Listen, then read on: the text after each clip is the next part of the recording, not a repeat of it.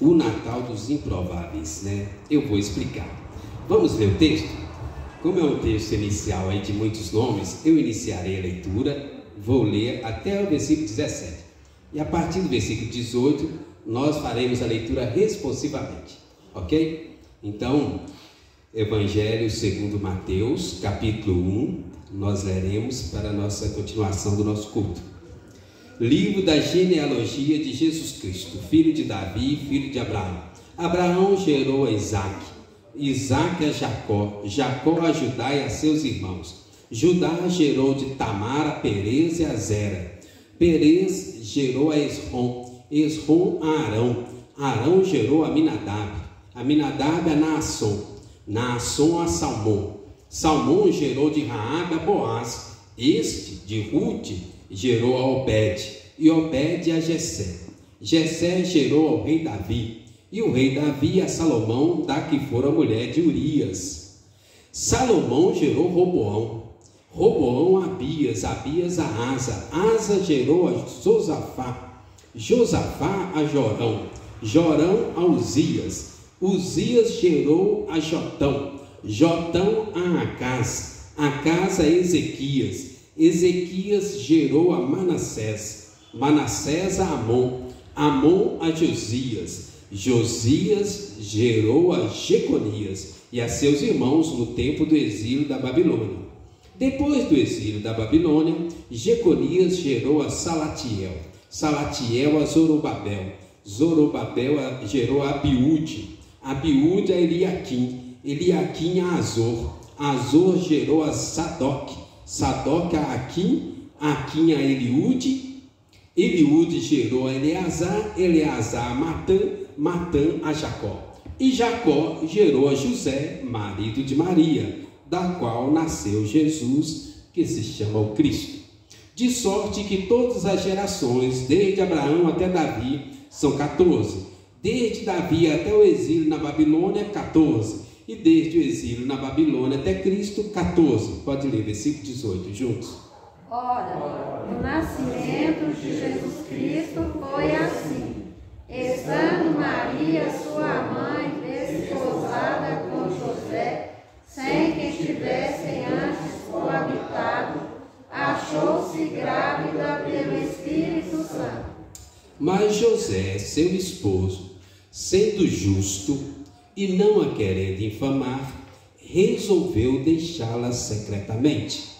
Enquanto ponderava nessas coisas, eis que lhe apareceu em sonho um anjo do Senhor, dizendo: José, filho de Davi, não temas receber Maria, tua mulher, porque o que nela foi gerado é do Espírito Santo. Ela dará à luz um filho e lhe porás o nome de Jesus, porque ele salvará o seu povo dos pecados deles. Ora, tudo isso aconteceu para que se cumprisse o que fora dito pelo Senhor por intermédio do profeta. Eis que a virgem conceberá e dará à luz um filho, e ele será chamado pelo nome de Emanuel, que quer dizer Deus conosco. Despertado José do sono, fez como lhe ordenara o anjo do Senhor e recebeu sua mulher. Contudo, não a conheceu, enquanto ela não deu à luz um filho, a quem pôs o nome de Jesus. Amém? O Natal dos improváveis. Por que eu coloquei esse tema na nossa mensagem de hoje? Eu vou provar para vocês, mas vou explicar. Se nós olharmos hoje os stories, os status, os Facebook, e várias postagens, o normal é nós vermos uma família bonita, bem vestida, cabelo arrumado, banho tomado, mesas fartas. Este é o Natal comum, o padrão, o normal, que normalmente a gente vê. Mas se nós olharmos na família de Jesus, na genealogia de Jesus, tem algumas pessoas que muito pouco provável teria experimentado o Natal se não fosse por causa de Jesus. Pessoas que não tinham esperança, não tinham família e algumas nem tinham comida na mesa. Por isso nosso tema é o Natal dos improváveis. Pessoas excluídas, marginalizadas, desprezadas, mas por causa do nome de Jesus vieram a conhecer o verdadeiro significado do Natal. E depois vou dar a dica como você pode ter um Natal maravilhoso, independente das circunstâncias, ou que vai além das circunstâncias, ou melhor, acima das circunstâncias, que não depende das circunstâncias. É sobre isso que nós vamos falar hoje, né? Irmãos, presta atenção onde eu estou querendo chegar. Desde Adão e Eva, quando a raça humana caiu em pecado, nós entramos num poço sem fundo, num abismo espiritual. A queda de Adão e Eva afetou de tal forma a humanidade que nós já nascemos num poço sem fundo. E pouco provável de ter um Natal como este que é anunciado, propagado, propagandeado. Esse Natal que a gente vê nas mídias, espiritualmente falando, nós não teríamos condição. Todos já nascemos em um fundo do poço, espiritualmente falando. Mas a boa notícia é essa, e é isso que é o Natal. Jesus desceu ao fundo do poço para nos resgatar individualmente e nos mostrar e nos fazer viver o verdadeiro significado do Natal. Jesus, ele abriu mão de toda a sua glória, ele se esvaziou, se humilhou, nasceu numa manjedoura, para deixar essa metáfora para nós, que ele desceu ao fundo do poço. O apóstolo Pedro fala que ele desceu literalmente ao Hades, né? Paulo, interpretando, fala assim que ele desceu à terra. Jesus, ele estava lá na sua mais alta glória e desceu até nós. O mais baixo possível que o ser humano pode chegar, Jesus foi lá e o alcançou, e o resgatou, e o fez viver o verdadeiro significado do Natal. Jesus, ele se identifica conosco. O presbítero Ismael parece que ele orou, falou, ele morreu a nossa morte, pagou a nossa dívida, desceu no fundo do poço conosco e nos resgatou, pegou a nossa mão e falou assim: isto é Natal. E na família de Jesus, na genealogia de Jesus, no texto que lemos, o texto que nós lemos tem alguns nomes de algumas pessoas que, se fosse olhar esse padrão de Natal hoje, dificilmente essas pessoas teriam motivo para comemorar Natal. Irmãos, onde eu quero chegar no final de tudo? Existem pessoas ao nosso redor assim hoje, que ainda não estão experimentando, vivendo ou conhecendo o verdadeiro Natal. Assim como tinha na época de Jesus, na família espiritual de Jesus. Mas por causa de Jesus, por causa da graça de Deus, essas pessoas que não tinham motivo para comemorar Natal, elas vieram a experimentar o verdadeiro Natal. E eu quero mostrar isso para os irmãos nessa noite. Jesus ainda não havia nascido, mas a promessa da vinda de Jesus já estava lá. A gente fala na teologia latente no Antigo Testamento. Todo o Antigo Testamento eles viviam na função ou na fé, na promessa que ia existir um Natal. E eles acreditavam nisso, irmãos, talvez mais do que nós acreditamos hoje, que já temos o Natal. É interessante.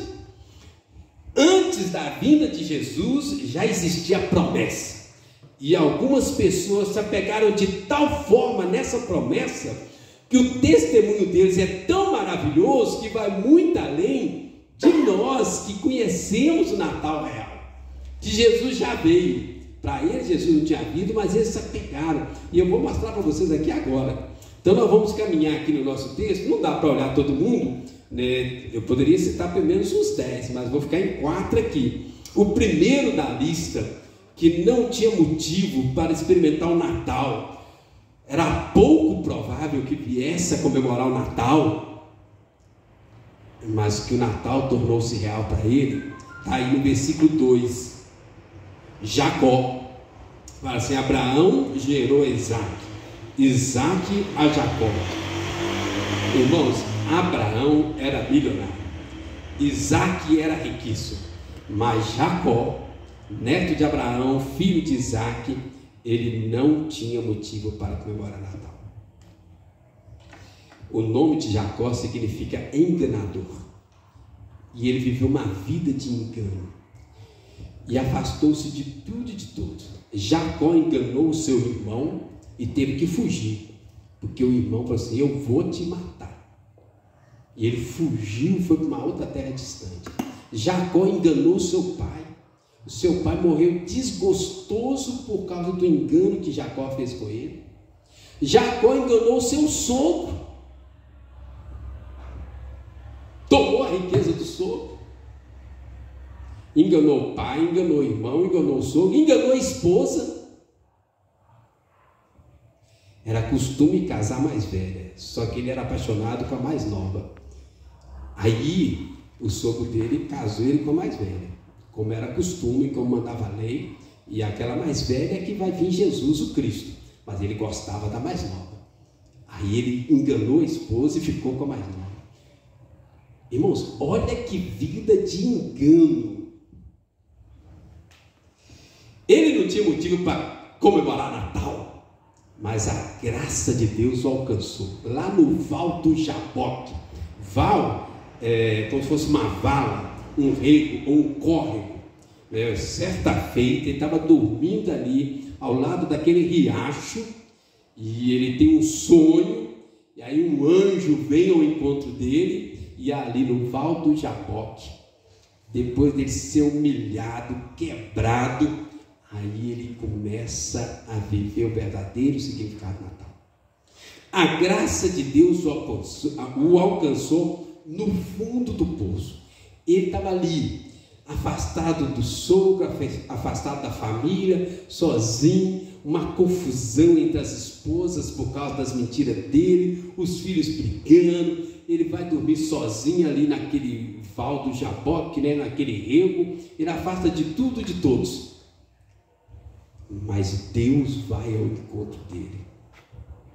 Irmãos, isso é maravilhoso. Deus foi ao encontro de Jacó, mudou o seu nome, mudou o seu caráter, mudou a sua vida e lhe deu uma nova história. E a partir daí ele virou uma referência em comemorar o Natal, porque ele fez uma grande festa, né? E dele nós somos chamados, né?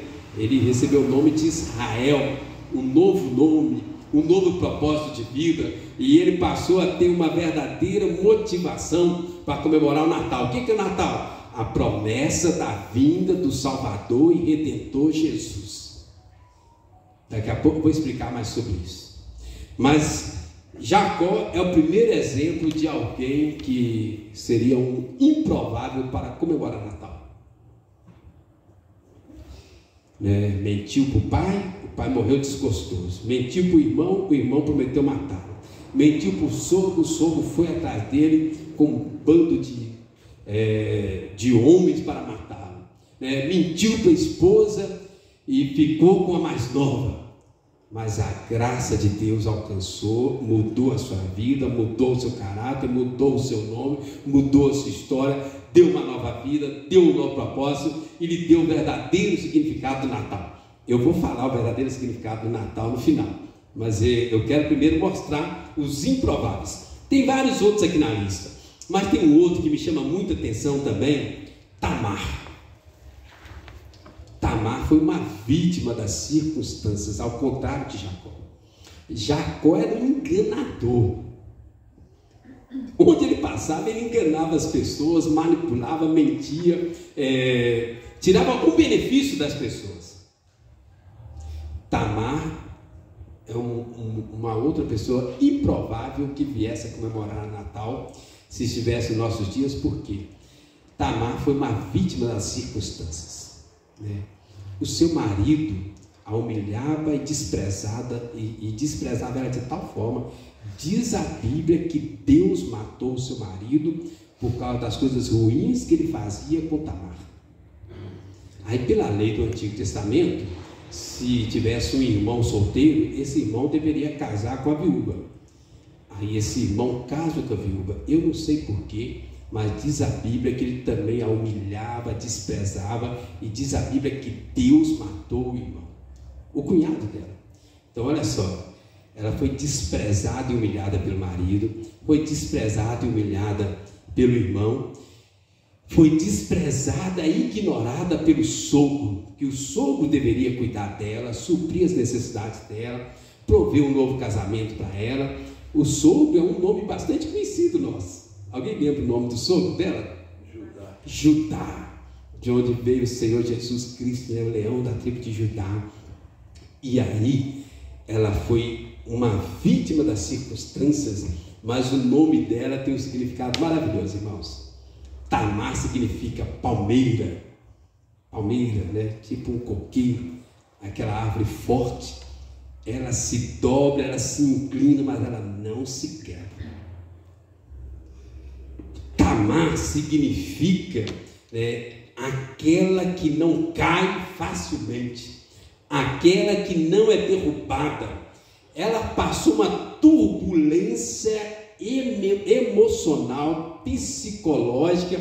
Ela tinha tudo para não comemorar o Natal, por causa das circunstâncias desagradáveis da vida dela, mas ela se manteve firme na fé, e Deus mudou a história dela. E de Tamar, aquela mulher que foi desprezada pelo irmão, pelo cunhado, pelo sogro, de Tamar, né, desta mulher veio Jesus Cristo. E ela creu, e quando, né, o seu filho nasceu, que ainda não era Jesus, era assim: daqui virá o meu Redentor. Irmãos, isso é maravilhoso. Se de um lado Jacó não tinha motivo para comemorar Natal por culpa dele mesmo, que havia envolvido um monte de circunstâncias negativas, por outro lado, Tamar não tinha motivo para comemorar o Natal por causa das circunstâncias tristes que ela foi acometida, independente dela. Ela tinha uma fé firme, ela acreditava na promessa, ela respeitava o marido, respeitava a família, era uma mulher séria, era uma mulher trabalhadeira. A Bíblia dá um bom testemunho dela, mas por causa das circunstâncias ela era humilhada, sem merecer, humanamente falando, mas a graça de Deus alcança o coração dela, restaura a fé dela, e dela veio Jesus Cristo. Vamos para o terceiro improvável, que se fosse hoje não teria o Natal como nós temos, né? Nós já vimos Jacó, enganador, Tamar, que foi desprezada, humilhada. O terceiro está no versículo 5. Olha o versículo 5, isso aqui é muito interessante, irmãos. Salmão gerou de Raabe a Boaz. Salmão era príncipe de Israel. Ele era um dos 12 príncipes de Israel. E Salmão era o líder do exército para conquistar a terra prometida. Josué era o grande líder, estrategista, né? Mas Josué, ele era o general. Ele não entrava diretamente nas guerras, a não ser quando era uma situação muito complicada e difícil. Salmão era um dos 12 que ia lá na frente, na batalha. E certa feita, quando ele vai guerrear numa das piores cidades que tinha, uma das mais difíceis de vencer, uma fortaleza inexpugnável, e ele é descoberto, e quando ele foge, ele entra dentro de um centro de prostituição, e uma prostituta o recebe, e ele fala com ela: olha, eu sou de Deus, estou aqui em nome de Deus, e Deus nos mandou conquistar essa terra. Essa terra foi prometida por Deus ao meu povo. Aquela prostituta creu. Raabe. Depois a história vai estender e os dois acabam se casando, né? De prostituta ela vira princesa do reino de Deus, né? Entre os 12 lá, né? Irmãos, Raabe é um exemplo maravilhoso de alguém que não tinha nada para comemorar o Natal. Ela era usada e abusada pelos homens, numa cidade pagã. Irmãos, os pagãos são terríveis, né? Esta cidade era uma cidade terrível, que era tão terrível que Deus disse: olha, quando vocês entrarem na terra prometida e chegar a Jericó, eu quero que vocês destruam essa cidade, eu não quero deixar uma pedra sobre pedra, vocês vão matar todo mundo, porque o pecado deles já está insuportável. Deus fala. E quando eles entram, eles destroem tudo. Mas lá nessa cidade, que era insuportável diante de Deus por causa do pecado, havia uma mulher, uma prostituta chamada Raabe, mulher cheia de fé. Irmãos, o nome Raabe significa grande fé. Dá para entender isso? Os nomes do Antigo Testamento, eles tinham muito a ver com o propósito de vida da pessoa. Raabe não tinha motivo para ter fé, né? Ela era usada e abusada pelos homens. Ela vivia no meio de um povo pagão e tinha tanto pecado que nem Deus conseguia suportar mais. Deus mandou destruir todo mundo, mas quando Raabe tomou conhecimento da promessa, da vinda do Messias, do Salvador, ela creu. Imediatamente ela creu e ela se dispôs contra toda a cidade, correndo risco de vida, e ela defendeu ali os espias, protegeu os espias, né, que era Salmão e os 12 príncipes de Israel. Ela os defende, ela os protege, ela os esconde, ela os guarda, ela os encaminha corretamente, orienta eles, e os espias vão embora e voltam e conquistam a terra prometida. E é interessante, irmãos, que eu acho muito maravilhoso de Raabe, porque Raabe era de um povo pagão. Não havia nenhum crente naquela cidade. E Raabe, ela tem uma visão do pacto de Deus, da aliança de Deus, que é maravilhoso, irmãos. Uma das principais doutrinas da Igreja Presbiteriana do Brasil, a nossa igreja, é que Deus faz aliança com famílias. E quando Raabe faz um acordo com Salmão, ela fala assim: olha, eu vou te proteger porque eu acredito no seu Deus, mas você tem que me prometer que vai salvar a mim e a minha família. A fé de Raabe era tão maravilhosa e era tão grande que ela acreditou que Deus iria salvá-la e salvar a sua família. Irmãos, eles eram de uma cidade pagã, 100% pagãos, né? Pecados inomináveis, né? A gente não pode nem falar os pecados que havia naquela cidade, porque é contra o consenso. Nós vamos corar de vergonha. Mas Raabe creu na salvação dela e creu na salvação da família dela. Entende, irmãos? A Igreja Presbiteriana defende muito isso. Deus faz aliança com famílias. Quando Deus salva alguém numa casa, é porque Deus quer alcançar toda aquela família. Nós temos exemplo de Lídia, temos exemplo do carcereiro de Filipos e vários exemplos na Bíblia de pessoas que foram alcançadas, e através dessas pessoas Deus alcançou toda a família. Mas Raabe, ela está vivendo aqui, irmãos, há mais de 2000 anos antes de Cristo. A Bíblia ainda não tinha sido escrita. Ela não tinha feito nenhum curso de teologia sobre doutrina do pacto, doutrina da aliança. Ela não conhecia nada disso. Mas assim como o nome dela dizia, Raabe significa grande fé, assim ela creu. Ela creu na promessa, ela acreditou, ela colocou em risco a sua vida e ela pediu: olha, eu quero a minha salvação e da minha família, porque o nosso Deus é o Deus de famílias. Assim ela creu, assim aconteceu. Ela era uma improvável, mas que veio experimentar um Natal maravilhoso, que a partir daí ela vai casar com o príncipe e vai morar lá no palácio, né? E a família vai junto, né? Tem uma série da Record, né? Terra Prometida, que é muito legal trazer essas ideias lá também, né? E o último aqui dos nossos poucos prováveis, né, dos nossos improváveis que teriam o Natal como padrão que nós temos hoje, né? Jacó, porque era um enganador e acabou abandonado por todos lá no Val de Jaboque, onde Deus o encontrou, o restaurou, mudou o nome, mudou a vida, mudou o propósito, deu uma nova história para ele. Tamar, que era vítima das circunstâncias, desprezada pelo marido, desprezada pelo cunhado, desprezada pelo sogro, abandonada, né, no país vizinho, mas a graça de Deus o alcança, restaura, e dela vem o Cristo.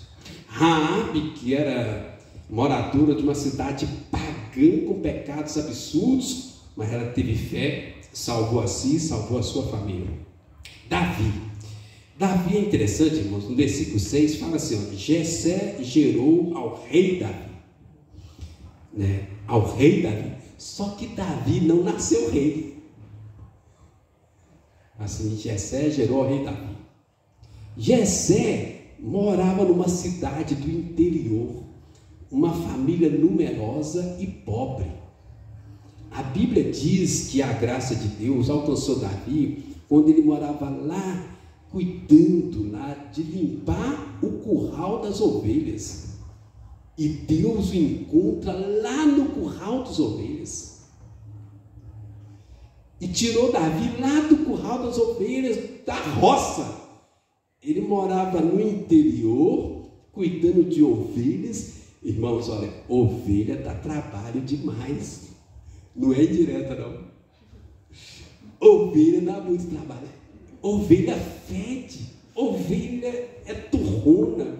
Ovelha é obtusa. Ovelha, né? Elas não ouvem. Davi estava ali cuidando de ovelhas. Aquele trabalho difícil. A gente vê essas ovelhinhas bonitinhas, as crianças desenham aí. Oh, ovelha tudo branquinha, bonitinha. Vai cuidar de uma ovelha lá no curral para você ver o que é uma ovelha de verdade. Elas não gostam de comer, elas não gostam de obedecer, elas são fedorentas, né? Davi estava ali no curral de ovelhas cuidando. Davi não tinha motivo para comemorar Natal. Aqui fala rei Davi, mas ele foi tirado lá do curral das ovelhas. E aí Deus envia o profeta Samuel lá. E aí é interessante, quando Samuel chega lá, aí Samuel chega na casa de Jessé e fala assim, ó, eu vim para ungir o rei de Israel. Jessé chama todos os filhos, menos Davi. Não sei se é porque ele estava fedendo, que ele estava lá no curral, ou porque o desprezaram declaradamente. O detalhe é que ele não é chamado. Ele é ignorado pelo pai, ele é desprezado pelos irmãos, mas Samuel assim, não é esse. Deus me mandou ungir o rei de Israel, mas não é esse. E aí pensa, tem mais um, mas ele está lá no curral de ovelhas, você vai querer sentir o cheiro? É assim, chama ele. Quando Davi entra, adolescente, 13 anos, mais ou menos, assim, é esse. Aí ele foi ungido rei de Israel e passou, irmãos, 17 anos fugindo do rei Saul, se escondendo de cavernas, vivendo com marginais, endividados, desprezados, pessoas com doenças sérias, né? Maníacos. Davi fugiu e fingiu de doido, vivendo com 400 homens marginalizados. 17 anos fugindo. Aqui no texto está assim, o rei Davi, mas demorou 17 anos até que ele se tornasse rei. Irmãos, onde eu estou querendo chegar? Era improvável que Davi comemorasse o Natal como nós comemoramos hoje. Até que a graça de Deus o alcançou, a graça de Deus o guardou, o protegeu, o sustentou, o capacitou, e ele se tornou um dos principais reis de Israel. E Davi foi tão abençoado com a graça de Deus, que a partir de Davi, ele vira o referencial, o modelo de rei. E o nosso Senhor Jesus Cristo, ele é chamado o quê? Jesus, filho de... Mas o pai dele é José e Maria, né? Mas ele é chamado filho de Davi por causa do caráter de Davi. Mas Davi foi tirado lá da roça, Uma família numerosa, pobre, cuidando de ovelhas, lavando curral de ovelhas. Alguém já lavou chiqueiro? Então você sabe um pouco o que Davi passava, né? O cheiro é quase a mesma coisa, né? Mas então, irmãos, olha, tem outros aqui que eu poderia dizer, mas nós vamos ficar com esse aqui, só porque eu quero que vocês entenderem que o Natal, né, ele é também para os improváveis. Tem muitas pessoas que às vezes não têm motivo para comemorar o Natal que nós temos hoje. O que fez diferença na vida dessas pessoas? Se você pegar a partir do versículo 18, eu queria mostrar para você aqui, ó, rapidinho, o que faz diferença no Natal, que alcançou essas pessoas todas dessa lista enorme: Jacó, Tamar, Raabe, Davi, né? E todos eles passaram esse processo, e eu queria mostrar para vocês, né? E valem para nós hoje, irmãos. Então, se você quer um Natal que realmente vale a pena, uma nova história, olha comigo aí, versículo 18, vamos ler juntos, numa só voz? Ora, o nascimento de Jesus Cristo foi assim: estando Maria, sua mãe, desposada com José, sem que tivessem antes coabitado, achou-se grávida pelo Espírito Santo. Irmãos, primeira coisa que vai mudar o Natal na sua vida, você precisa entender que todos esses entenderam, e isso fez diferença no Natal deles, que era pouco provável: crer em milagres. Não estou falando desses milagres neopentecostais, mas você precisa entender que andar com Jesus é viver um milagre a cada dia. Desde o nascimento de Jesus, achou-se grávida pelo Espírito Santo. Foi um milagre. O nascimento, a vida, a morte, a ressurreição de Jesus, tudo foi milagre. E as pessoas que viveram com Jesus, tiveram contato com Jesus, encontraram com Jesus, experimentaram milagres. Irmãos, você precisa acreditar que Jesus pode fazer um milagre na sua vida, na sua família, no casamento, na vida financeira, qualquer área, na sua vida emocional. Nós precisamos entender isso aqui, olha. A vida de Jacó foi mudada por um milagre, uma noite que ele teve encontro com Jesus. A vida de Tamar, a vida de Davi, de Raabe, todos eles foram mudados porque tiveram um encontro com Jesus. A mudança, a vida foi um milagre. Jesus quer fazer milagres na nossa vida a cada dia, amém? Jesus quer mudar a nossa história, nos dar uma nova vida, um verdadeiro significado do Natal. Natal significa nascimento, nova vida.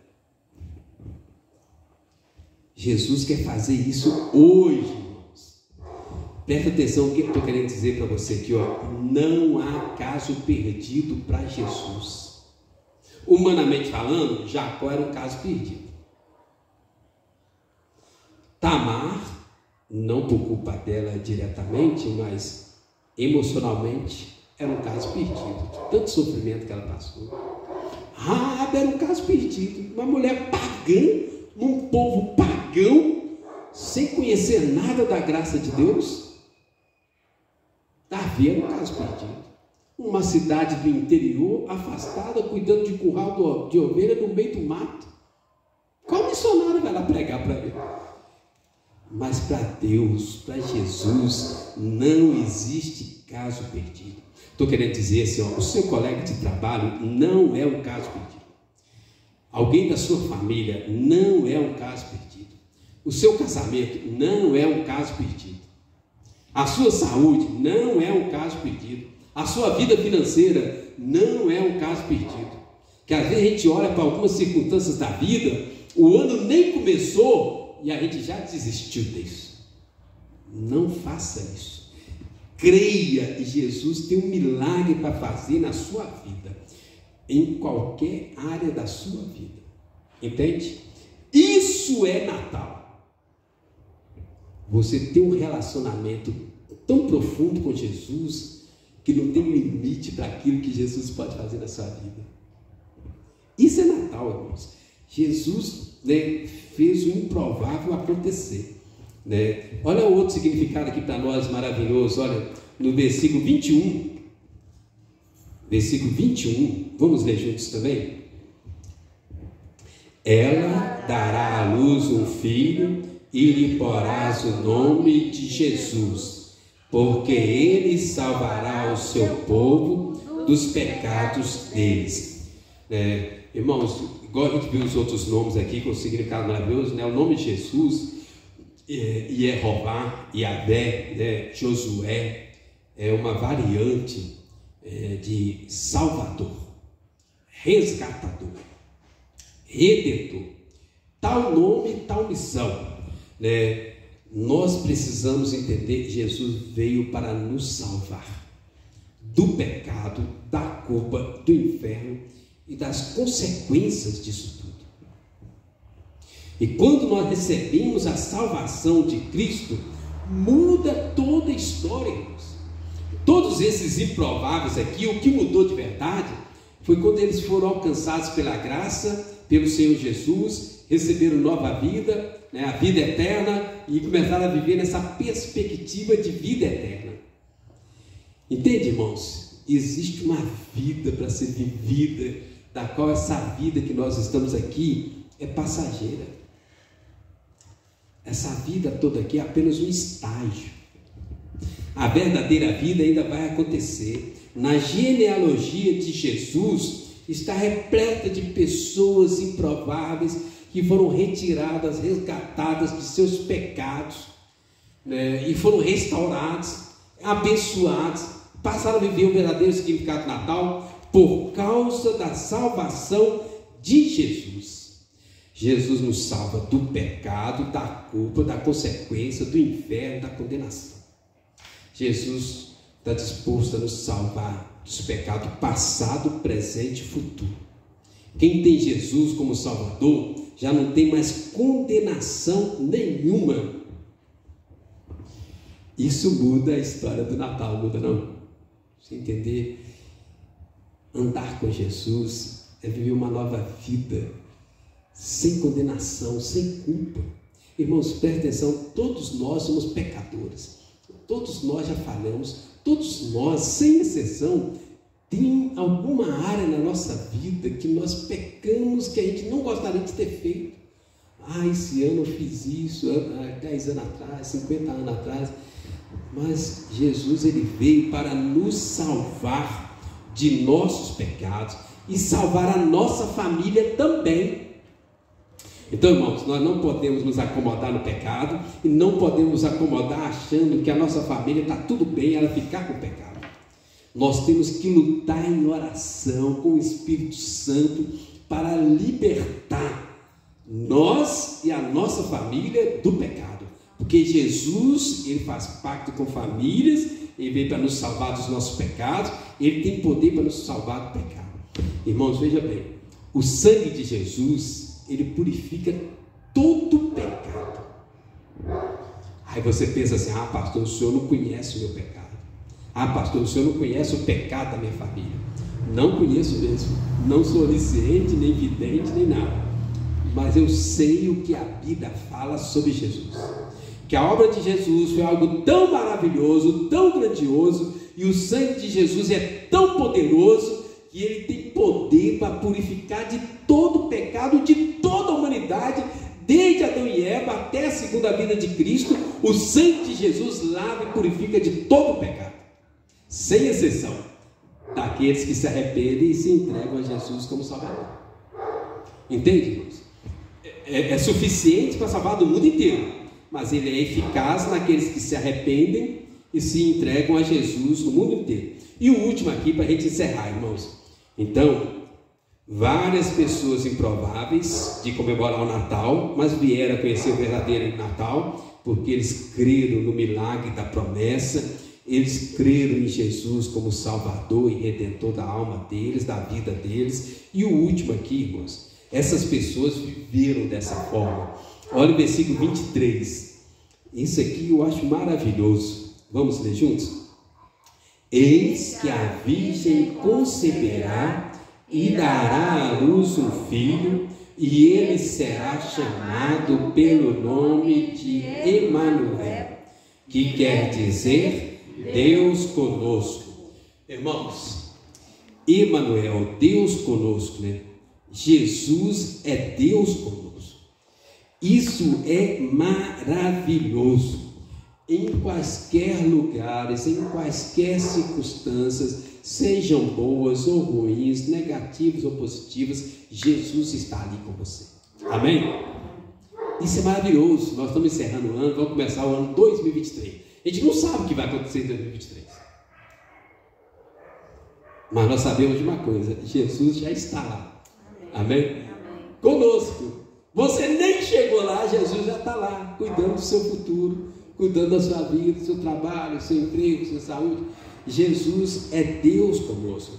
Ele é o nosso Salvador, é o nosso Redentor, Ele é o nosso socorro bem presente na hora da tribulação. Jesus está sempre presente conosco, né?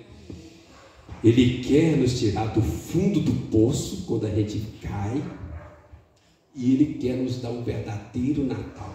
Não apenas no dia 25 de dezembro, que já é maravilhoso, mas durante todo o ano, Jesus quer, cada manhã, trazer um Natal para você. Imagina isso, irmãos, viver um ano inteiro de Natal. É Deus conosco. Você vai fazer uma prova? Jesus está ali. Vai passar por uma cirurgia? Jesus está ali. Vai fazer uma viagem? Jesus está ali.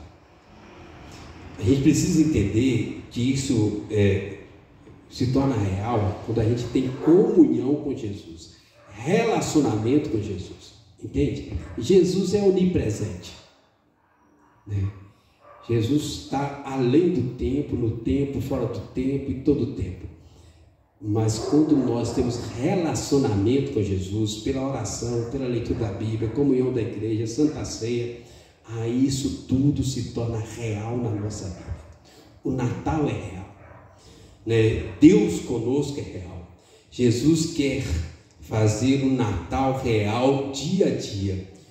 Começar não apenas um ano novo, mas começar uma nova vida, uma nova história, com um novo âmbito de qualidade de vida, irmãos.